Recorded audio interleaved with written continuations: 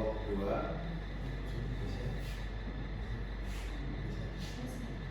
Perkenalkan, nama saya Nadia Hermanda Raya. Nama saya Teddy Setiawan. Manajemen device atau device management. Manajemen device adalah proses mengatur, mengontrol, dan memonitor perangkat keras hardware yang terhubung ke sistem komputer agar dapat bekerja secara optimal, aman, dan efisien.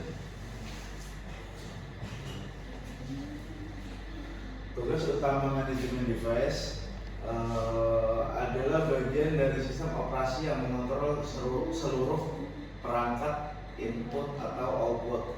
Tugas utamanya mengelola dan mengatur semua perangkat I/O. Setiap perangkat memiliki karakteristik berbeda. Ada yang lambat, printer, cepat, RAM. Ada yang mekanis, hard disk. Ada yang elektronik, SSD. Sistem operasi harus mampu menyesuaikan cara kerjanya.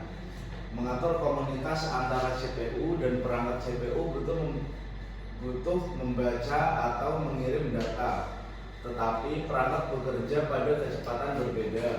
Device management menjadi jembatan untuk mengatur permintaan akses, mengatur aliran data, mencegah tabrakan antar proses, menyediakan antar muka perangkat melalui driver. Tanpa manajemen device, aplikasi tidak bisa berinteraksi dengan perangkat keras.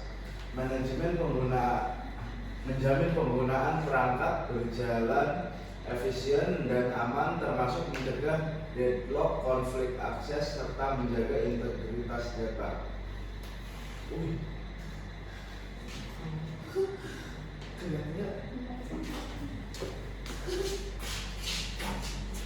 Penjadwalan peran I/O scheduling. I/O scheduling menentukan urutan perangkat yang akan diproses. Ini penting karena banyak proses meminta akses I/O secara bersamaan. Perangkat I/O, terutama disk lebih lambat dari CPU jika tidak diatur. Antrian bisa panjang seperti printer, disk jaringan. Tujuan I/O scheduling: mengurangi waktu tunggu proses, meningkatkan throughput, jumlah pekerjaan per detik, mengurangi pergerakan heap pada disk untuk HDD, mencegah starvation, proses tidak kebagian giliran. Contoh algoritma I/O scheduling: FCFS, first come first serve, proses datang duluan diproses duluan. SSTF, shortest take first, memiliki permintaan yang paling dekat. Scan atau elevator, algoritma head bergerak maju mundur seperti lift. Scan, head bergerak satu arah lalu kembali ke awal. Loop atau C-loop mengirim scan tetapi lebih efisien.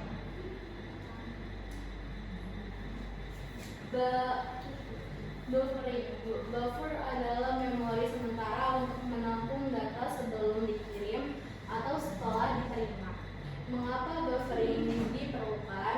Karena kecepatan CPU jauh lebih cepat dibanding perangkat I/O. Tanpa buffer, CPU harus menunggu device data mudah hilang, transfer tidak stabil. Manfaat buffering: mensinkronkan kecepatan CPU dan perangkat, mengurangi waktu tunggu CPU, mencegah kehilangan data saat transfer, meningkatkan efisiensi penggunaan perangkat. Jenis buffer: single buffer,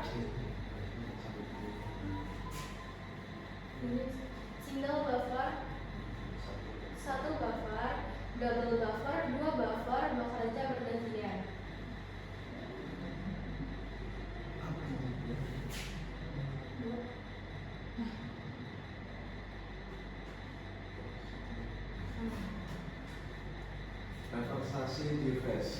Reversasi device adalah mekanisme yang memastikan sebuah perangkat hanya digunakan oleh satu proses pada satu waktu.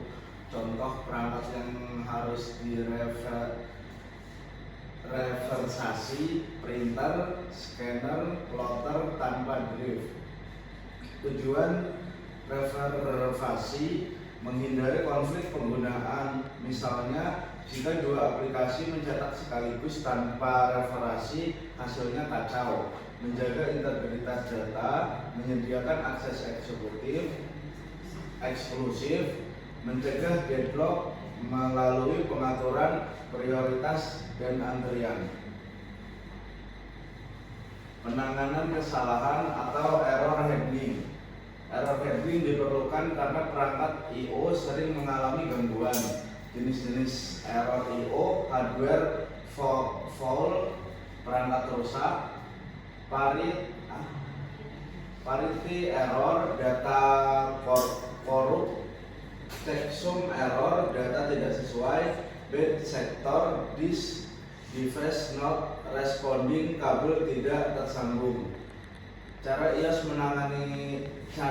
menangani error: mendeteksi kesalahan melalui interput atau status device, mencoba memperbaiki, misalnya retry koneksi data, mengirim pesan error ke aplikasi, mencatat error ke log system. Organisasi sistem I/O. Ini adalah struktur lengkap yang membuat sistem I/O bekerja. Komponen utamanya perangkat I/O atau I/O device, contoh keyboard, mouse, disk, monitor, printer, USB. Device controller merupakan bagian hardware yang mengontrol perangkat, bertugas menerjemahkan perangkat OS menjadi operasi. Perangkat biasanya punya buffer kecil internal. I/O, jalur komunikasi antara CPU, memori, dan perangkat, contoh PCI, USB, SATA, NVMe. Driver perangkat, software yang menghubungkan OS dan device. Device independent I/O software. Fitur umum seperti buffering, charging, spooling. Teknik I/O teknik. Metode CPU berkomunikasi dengan perangkat. Programmer I/O, CPU mengontrol seluruh operasi. CPU harus menunggu device tidak efisien. Interrupt-driven I/O, CPU mengirim perintah. Device memberi interrupt ketika selesai. CPU tidak perlu menunggu, lebih cepat. Direct Memory SSD (DMA), transfer data langsung ke RAM tanpa CPU. CPU hanya memberikan instruksi awal, digunakan untuk transfer besar. RAM jaringan, RAM paling efisien. Driver perangkat, device driver. Driver adalah perangkat lunak yang memungkinkan sistem operasi mengerti cara berkomunikasi dengan hardware. Fungsi driver mengatur perintah untuk perangkat, mengubah instruksi OS menjadi instruksi device, mengelola interput, melakukan error handling, mengatur konfigurasi perangkat. Tanpa driver, OS tidak dapat mengenali perangkat device tidak bisa digunakan. Contohnya, tanpa driver FGA, layar hanya 800 x 600. Tanpa driver WiFi, tidak bisa internet. Sekian, terima kasih dari kelompok 2.